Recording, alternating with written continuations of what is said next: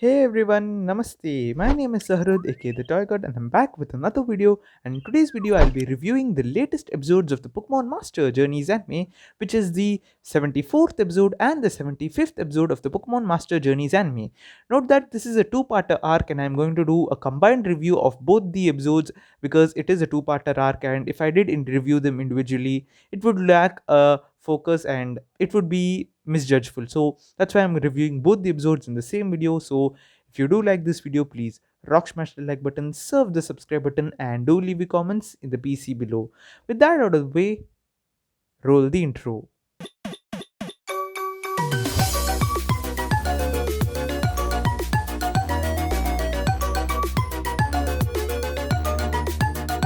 So let's start with the first part in the two-parter arc, the 74th episode, which is Darkrai's Midsummer Nightmare. And this episode was a good setup. Now, in the beginning, we get Ash and Go excited about something. We get to see, first of all, we get to see Cresselia being tortured by Team Rocket, Cresselia being attacked by Team Rocket, and we see Darkrai come to its rescue. And then we cut to a later scene where Sinnoh, a city is affected. A city in Sinnoh is affected by Darkrai's nightmares, and everyone wants to go to sleep, and it's fully drowsy. And Ash and Go want to investigate that thing, so they head off to the Sinnoh region in order to find this Darkrai and battle it and solve this whole mystery case, as they put it. And Ash also remarks here that they did battle a Darkrai long time ago, which is obviously a subtle callback to Tobias. I don't know whether they are mentioning Tobias or whether they are mentioning the Rise of Darkrai movie Darkrai, but they are mentioning that they did battle a Darkrai once, so that's great continuity over here.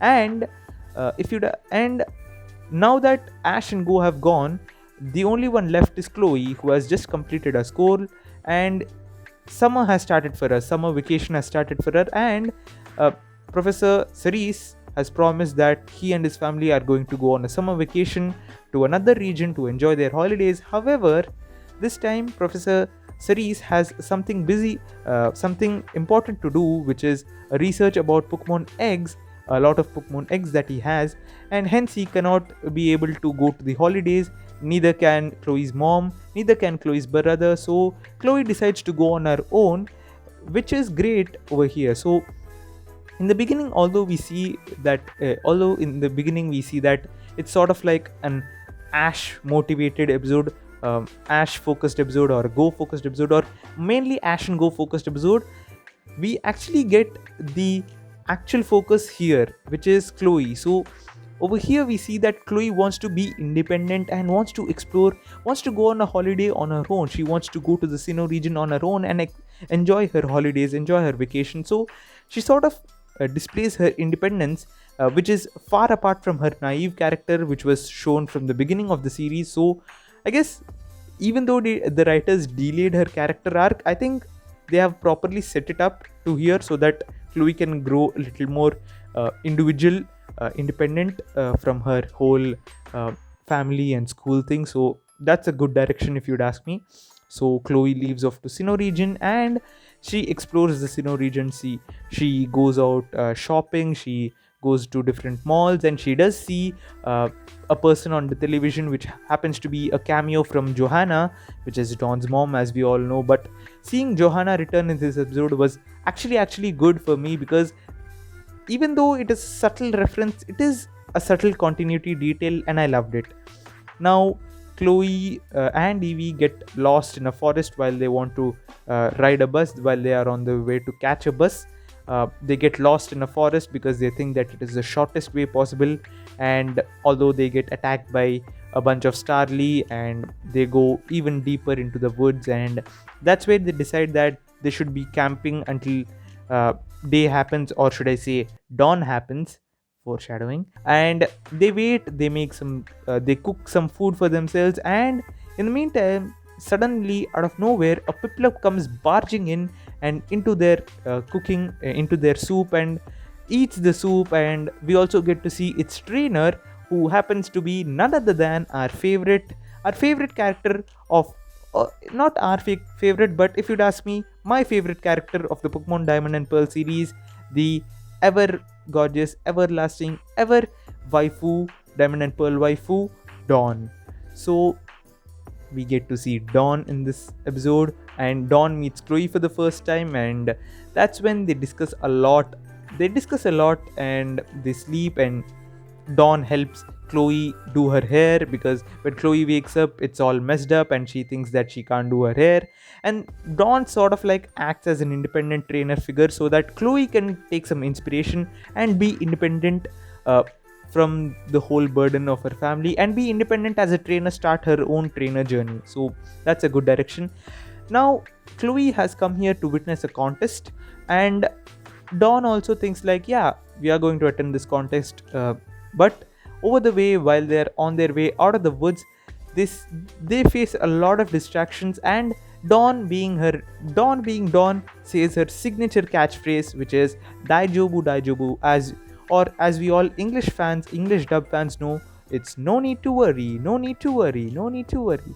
So whatever happens, Dawn is always like, no need to worry, it's gonna be all right. No need to worry, it's gonna be all right. No need to worry, it's all gonna be all right. So this irritates Chloe, and Chloe doesn't want Dawn to postpone activities, and which leads to a heated argument between them. But sooner, as uh, they proceed forward, and we cut to our Ash and Go, and they are investigating Darkrai. They get a glimpse of Darkrai. They actually get a nightmare in the beginning. They get a nightmare of Ren and Krisa being Team Rocket members, Mr. Mime also being a Team Rocket member, and Professor Cerise also being the head of Team Rocket, although he's in his Lance costume. That's something funny, I guess. But Ash and Go encounter Darkrai, and they chase after Darkrai. They do some stuff for Darkrai. Ash does remember that a Cresselia thing is required, the lunar wing is required, and Cresselia needs to be contacted and all. In the meanwhile, while Dawn and Chloe advance through the forest, they meet up with the Rhydon, an angry Rhydon, and Piplup uses Bubble Beam, which is although effective on Rhydon, Rhydon doesn't fall, but Eevee copycats Piplup and uses Bubble Beam too, which knocks down our poor Rhydon. And we then see that in front of the Rhydon, it is actually a Cresselia, wounded and injured from the Team Rocket's torture. So that's where the episode ends. Ash and Go encountering Darkrai, and Dawn and Chloe encountering Cresselia. So that's where the episode ends. So it is great, and if you'd ask me, this episode, the 74th episode, was a perfect setup, and it deserves a 9 out of 10 for setting up a lot of things for the upcoming episode, for this whole two-parter arc. So that's great. Let's move on to the 75th episode, which is Cresselia's Midsummer Nightlight, and this episode picks up from the old episode, which is Ash and Go meeting Darkrai, and Dawn and Chloe meeting Cresselia. So that's where things start happening, and this episode actually featured a lot of continuity, if you'd ask me. Although Ash and Go follow Darkrai actually goes fast as possible and loses track of Ash and Go, whereas in the meanwhile, Dawn and Chloe treat Cresselia.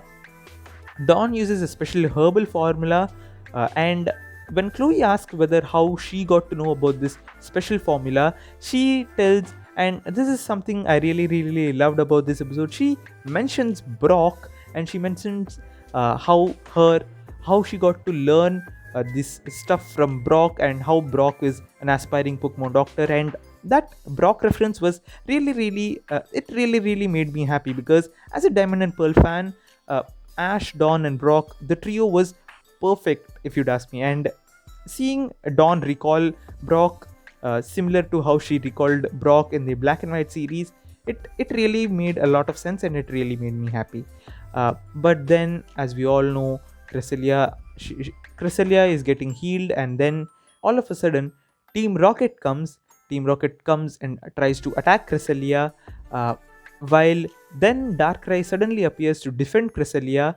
Although Chloe and Dawn assume that Darkrai is the threat to Cresselia, Darkrai is treating Cresselia as the enemy, they then realize that Darkrai is actually on the side of Cresselia and battles Team Rocket, not the real Matori Matrix Team Rocket. I'm talking about our favorite villain trio, Team Rocket. and Darkrai battles the Team Rocket trio, and Dawn and Chloe escape with Cresselia. But I forgot to mention, in the meanwhile, where Dawn and Chloe are attacked by Team Rocket and they encounter Cresselia, Dawn actually shows a lot about contests.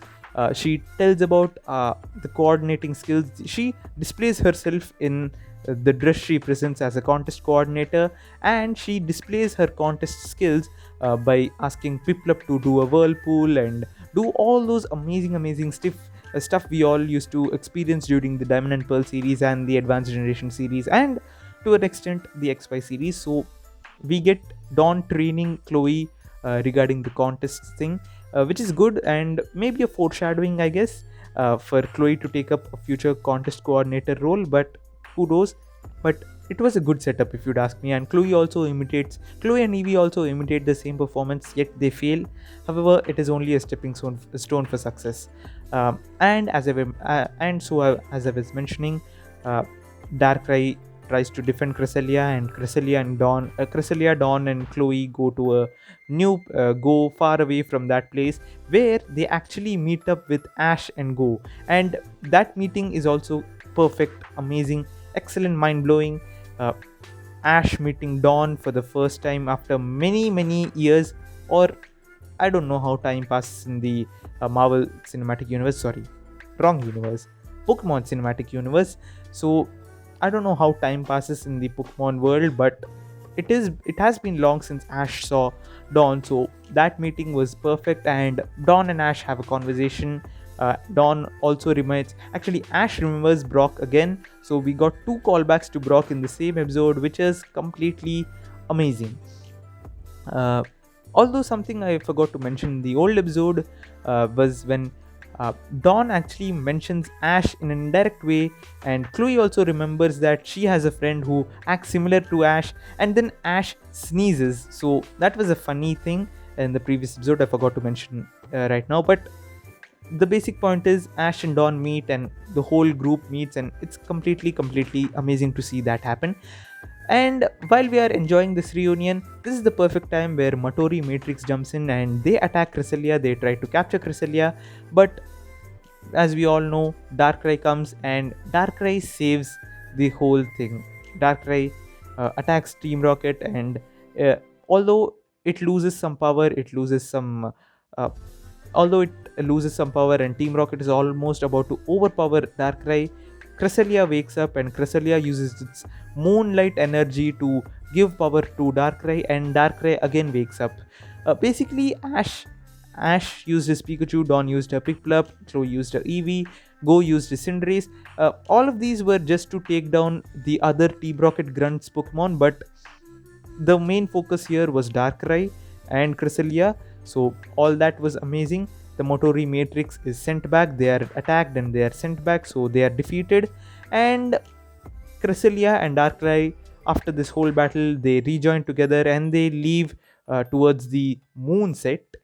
But the episode also, like, when they are leaving, we do get a reminder. We do get some words between Dawn, Ash, Chloe, and Go, that the relationship between Cresselia and Darkrai is actually more complex than we think it is.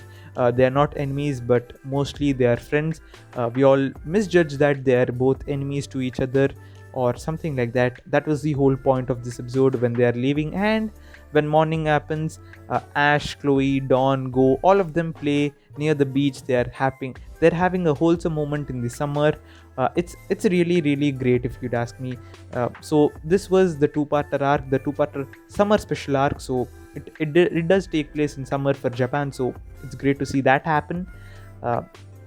And the whole Dawn coming back was really great, and the continuity was great. So if you'd ask me, this episode gets a perfect 10 out of 10. And now if you would ask me to review the whole arc as a whole, then I think this episode gets an average of 9.5 out of 10.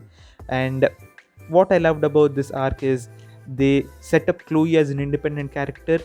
They tried to make something for Chloe. They tried to make Chloe they did spark the flame of being a contest coordinator for Chloe.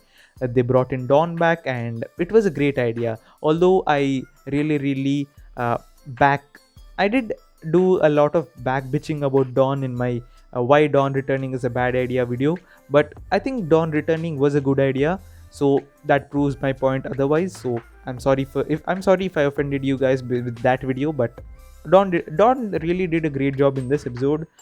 Ash and Go were also good, but as we all know, the main focus of this whole arc was Chloe and Dawn, and I'd say this was really really great. Now, if you'd ask me, Dawn has the potential to be Chloe's partner, and I don't know if they want to do separate, if they want to discontinue Ash from the merch, if they want to discontinue Ash from the whole series, and they want to take it with a new character. I see potential with Chloe and Dawn being partners. We all love Dawn, and if Chloe is trained in the right way, then we can also see Chloe become a trainer, and we can see a journey's adventure with them. But although let's leave let's keep Dawn aside. I think Chloe has the potential to join our main cast and be a part of that original trio which we all used to have during the olden days. So I think it's great to have that come back. I'm wishing for Chloe to return and Chloe to be with the main cast. However, as we all know, the upcoming 2 episodes don't feature Chloe, so Chloe doesn't seem likely to be on the main cast as of now. So that's all my these are all my opinions about this two-parter. I really love this two-parter arc. It didn't disappoint me at all. I really really loved it, so it does deserve the 9.5 rating as an average, and rightly so. So please, if you did like this video, if you did like my review, please rock smash that like button, serve the subscribe button, and do leave a comments in the PC below. And until next time, Pokemon Masters, Namaste.